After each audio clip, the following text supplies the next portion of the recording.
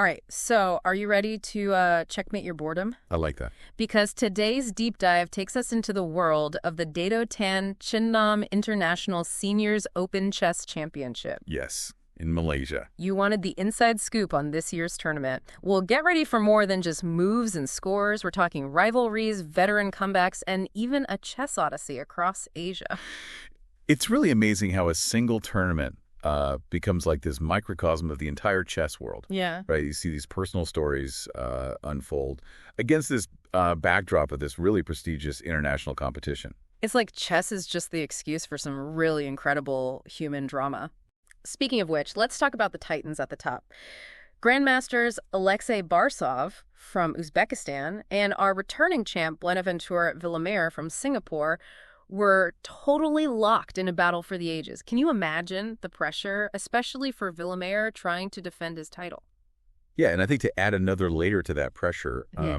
this year we saw a smaller pool of competitors, right? Only 22 players compared to like 40 last year. Mm. And, this could be for any number of reasons. We're seeing the rise of online platforms. Maybe travel costs are a factor, or maybe there's increased competition from other senior tournaments that are popping up around the world. Definitely something to keep an eye on in the future. That's really fascinating. You're right. It's not just about the games themselves, but this larger context of how the chess world is changing. Yeah. But let's get back to that showdown. I heard it was a real nail-biter, coming down to a tiebreak after they drew their final match. For those of us who might not be familiar with all the intricacies of chess tournaments, can you break down what a tiebreak situation actually means? Yeah, of course. So when two players finish with the same number of points in a Swiss system tournament, which essentially pairs players with similar scores throughout the event, we need a way to determine the winner. And in this case, they used the Buchholz system. Buchholz system rings a bell. Yeah. Refresh my memory. Yeah, so essentially the Buchholz system looks at the strength of your opponents throughout the tournament. So think of it like this. Instead of just looking at who won the most games, it also gives you extra points for facing tougher competition. So it's kind of a way to see who had the tougher journey to the top. And even with that system, Barsov won by just half a point. Wow. You're right. Talk about a nail-biter. I can only imagine the tension in the final round. But you know what really fascinates me are the stories further down the rankings, the ones that don't always make the headlines. Right. Like in the best Malaysian category, we've got a tale of triumph and a blast from the past all rolled into one. Ah, yes, you must be talking about NM Lee Soihak. Now, this is a name that echoes through Malaysian chess history. He won the Malaysian National Closed way back in 1987. And for those unfamiliar, the NM designation stands for National Master. It's a title bestowed upon accomplished chess players in their respective countries. 1987, that's almost 40 years ago. Yeah. To put that in perspective, I wasn't even born yet. This man's a walking, talking chess legend. And he still got it. He had a bit of a tough time last year, but this time around, he takes second place. Wow. Now, that's a comeback story for the ages. It's incredible, isn't it? It really goes to show that age is just a number, especially when it comes to a game of strategy and mental agility like chess. Absolutely. And speaking of impressive comebacks, we can't forget Che Jun Hung. Oh, yes. Another familiar name. Exactly. A real force in the junior circuit back in the day. Now proving he can still bring the heat in the senior event, he actually clinched the top spot for Best Malaysian. Wow. And rounding out the top three, we have Lim Kian Hua, another player who's been making a name for himself in tournaments all across Asia. It's amazing to see these familiar faces alongside these rising stars all competing on the same stage. And it highlights another fascinating aspect of this tournament. Its international appeal. Yeah. Players from all these different backgrounds and generations all drawn together by, a shared love for the game. Speaking of international appeal, there's a story from this tournament that absolutely floored me. Okay. It proves that for some players, chess isn't just a game. It's a passport to adventure. It's like chess is its own language, that connects people across borders.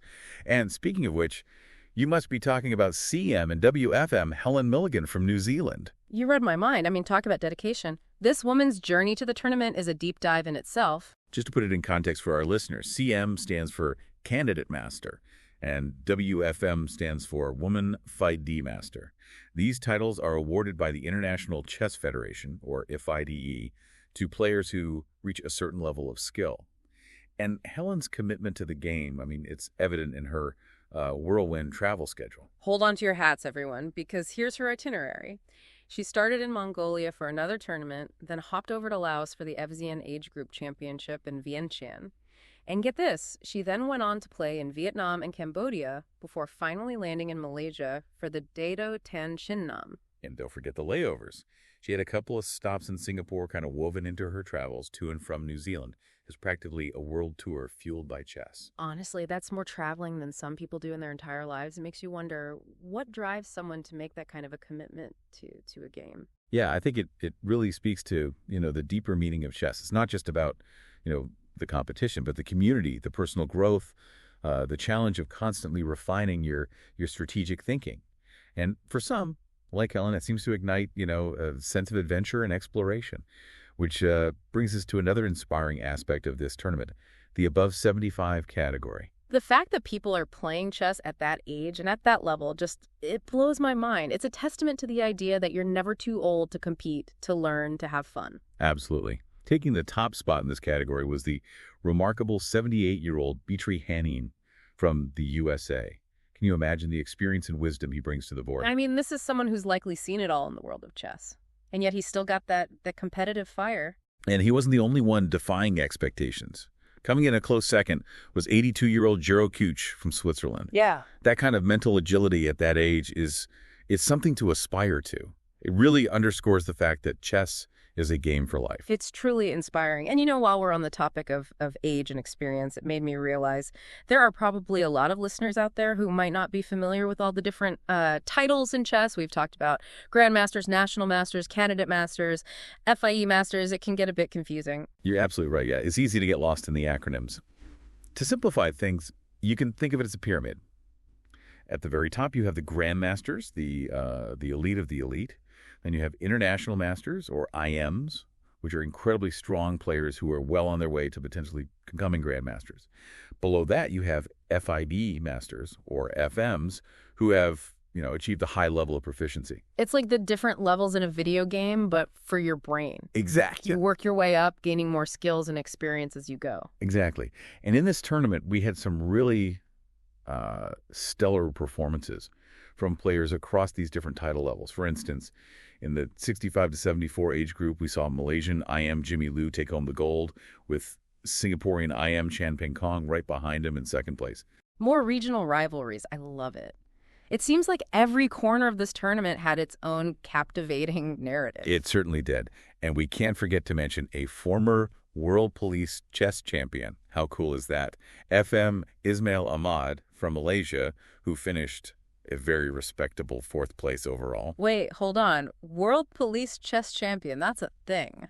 It is. Wow. It's a testament to, the diverse ways in which chess brings people together, even, within professional fields. That's incredible. I'm learning so much. Okay, so we've got a World Police chess champion, a globe-trotting chess adventurer, and players who are practically defying age itself. This tournament had it all. It truly did. And to round things out, we had Paul S. Agers, all the way from the USA, finishing in fifth place. This global representation of players is one of the things that makes this tournament so special. It really does speak to the universal appeal of chess, doesn't it? Regardless of age, nationality, or background. There's something about this game that transcends those boundaries and brings people together. But before we get too carried away in the excitement of it all, there's something we need to circle back to. That drop in participation we talked about earlier, from 40 players last year to 22 this year. It's a bit concerning. Do you think it could signal a larger trend? It's definitely something to think about, right? I mean, like we were saying, you've got the rise of these online chess platforms. It's just so much easier than ever to find an opponent online, play any time of the day or night, even participate in these, virtual tournaments from your own home. Yeah, convenience is a powerful thing, yeah, especially in today's fast-paced world.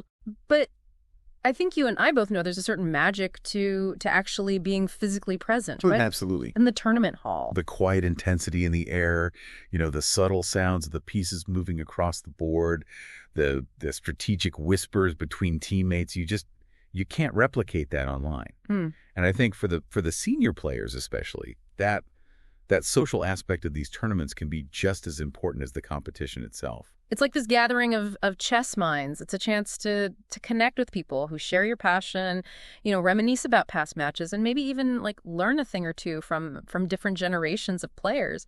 Exactly. And it brings us back to the heart of what makes this tournament so special.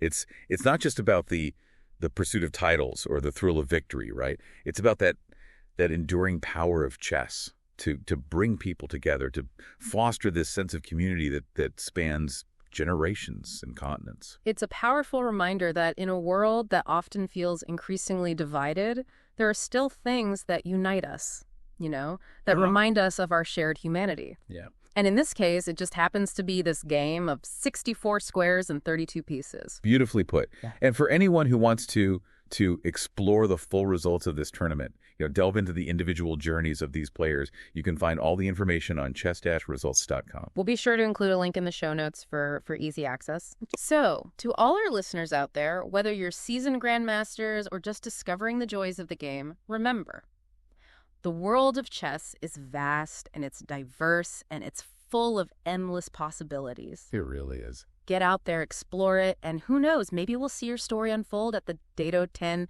Chindam International Seniors Open Chess Championship someday. Until then, keep your mind sharp and those pawns moving. And we'll catch you next time on The Deep Dive.